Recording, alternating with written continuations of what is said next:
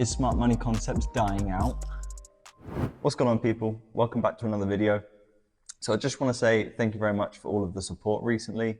I really appreciate all of the views, all of the subscribers, all of the comments. I read every single one, and as I say, I try to get back to every single one of you. Over 60% of you guys that are actually viewing my videos aren't actually subscribed to the channel. So if you have returned to my channel more than once, twice, 3 times, make sure to hit the subscribe button, show your support for the channel. I really want to see if we can get to 5,000 subscribers before the end of the year. That would be absolutely awesome. And I will continue to do the best I can to bring you valuable content every single week, week in, week out. So with that out of the way, let's jump straight into the video. So over the last month or two, what we've actually been seeing in the market conditions is, well, for me, what I've analyzed and what I've seen is the fact that the market is actually running for liquidity a lot more, right? Now, what it will generally be doing is creating more levels of liquidity and then, kind of holding off to take them and then running many people out, taking people's stop losses, entering other people in on, buy stops or sell stops, and then actually taking those people out and then running into the larger pools of liquidity. Now, this is what I would kind of call a seek and destroy mission, right? So basically what the market is doing is seeking your stop loss out. Now, theoretically, it doesn't know where your stop loss is, but it is seeking out the people, for example, who are trading smart money or who are trading retail. It's basically targeting everyone. Now, I only trade Euro USD and GBP USD. So if you look at either of those markets, price is being very wicky at the moment. What your job actually is to do is to find the calm through the storm, right? The markets are being relatively wild at the moment, like we've just said, targeting liquidity, running people out. So what you need to do is you need to find the calm within the storm. Now, for me, over the past 2 months, I've been backtesting a new concept rigorously. Now, this doesn't come about because the conditions are changing. What this does is this allows me time to step back from the market, and instead of trying to force my positions into the market, what I'm actually doing is taking time out to actually backtest this concept that I'm testing. Now, my system was lacking a counter trend component, which I wanted to figure out eventually. Now, this wasn't an issue before because basically we had a plethora of setups, forming.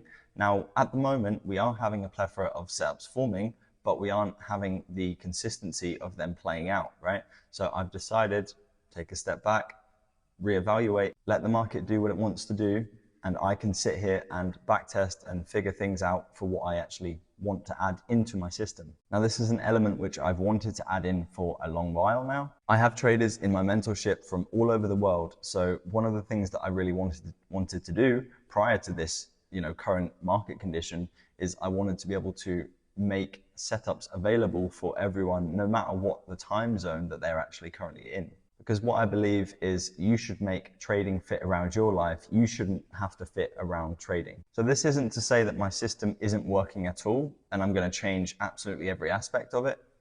That's absolutely not the case. All I'm doing is I'm adding one more cog into the machine that is running my system. I do believe that the market conditions change. So personally for me, I do feel like we need to adapt with the market. We need to grow with the market. The market is ever changing, right? It's evergreen. It's always going to be, slightly adjusting, right?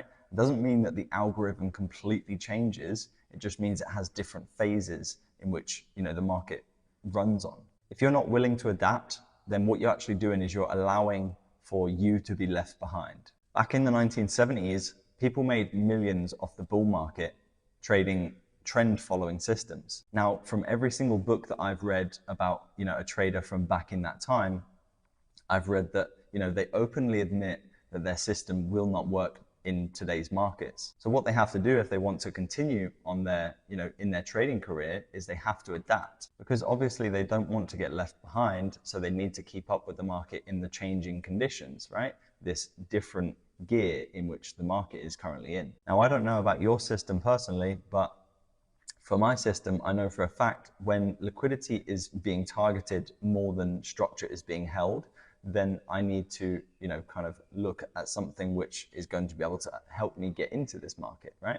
Now, all I've done is made a very slight adjustment. It is also a well-known fact that in the summer months, They are the most difficult months within the year because obviously, these larger banks and institutions are all kind of going on holiday. They're taking, kids' summer holidays off. They're going on holiday. They're not placing so many positions. So the liquidity in the market is drastically decreased, which means that the order flow is actually not there. So what this actually allows the market to do is it allows any big player to step into the market and move price action radically. So basically the whole idea of smart money concepts is basically just an understanding of how price moves, right? It's theoretically, as we like to see it, a level up from retail with a bit more logic to why things are actually happening. So this change in the market condition does not mean that smart money is over, smart money concepts has finished, right? It's being left behind, X, Y, Z. It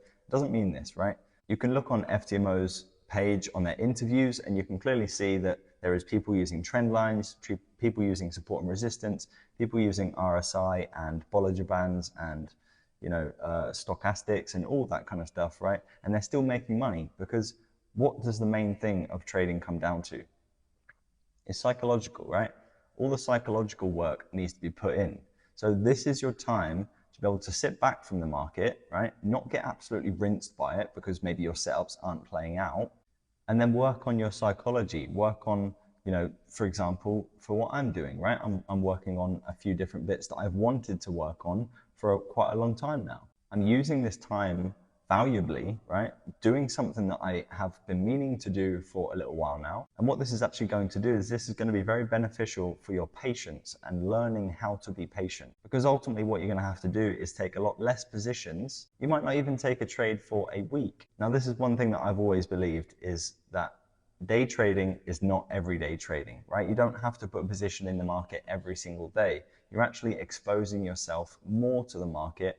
And if it's not in your favor or if it's not as probable for you, then what's the point in being in the market? Now, I'm quite happy to tell everyone that August was my worst month in such a long time. I've had, the last 5 months prior to August being very profitable, very consistent, happy months, right? Then August came, boom, knocked my streak out of the window. This basically came down to missing trades, to losing trades and to losing streaks, right? So, I was just missing all of the really good setups that, I could have taken, for that being, traveling or getting flights or, moving accommodation or X, Y, Z, to then just hitting the setups that I would have taken over and over and over again. But same again, this market condition was changing and I wasn't adjusting to it. I wasn't realizing that I actually needed to tone down my trading, and I was used to the fact that over the last 5 months, I could have just kind of hit these same setups and they would have been absolutely fine.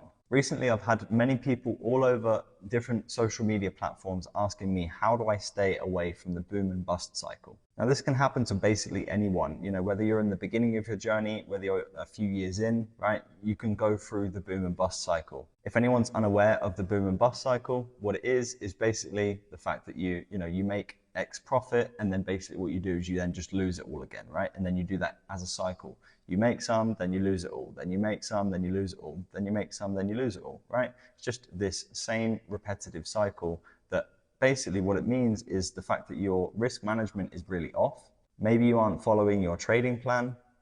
You aren't sticking with your system. Maybe you're moving your stop loss when you shouldn't be, because obviously then what that does is then that messes up your risk management, right?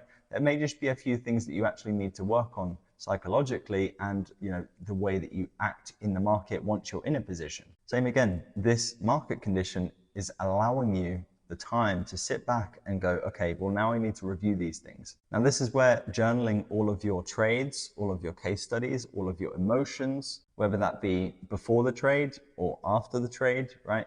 Those two are very, very important. If you monitor your emotions prior to entering a trade, you'll know that if you're in a bad mood, right, and you end up taking these losses, maybe it's best to take a step back once if you are in a bad mood, because your trading performance is obviously being decreased because of this mood that you're in prior to coming to the market. You're best to just stay away. Just go enjoy your day. Just do something else. Now, what you have to do is you actually have to ask yourself the question that 90% of traders actually don't want to ask themselves. Now, what is this question you may be asking? The question is, what am I doing wrong?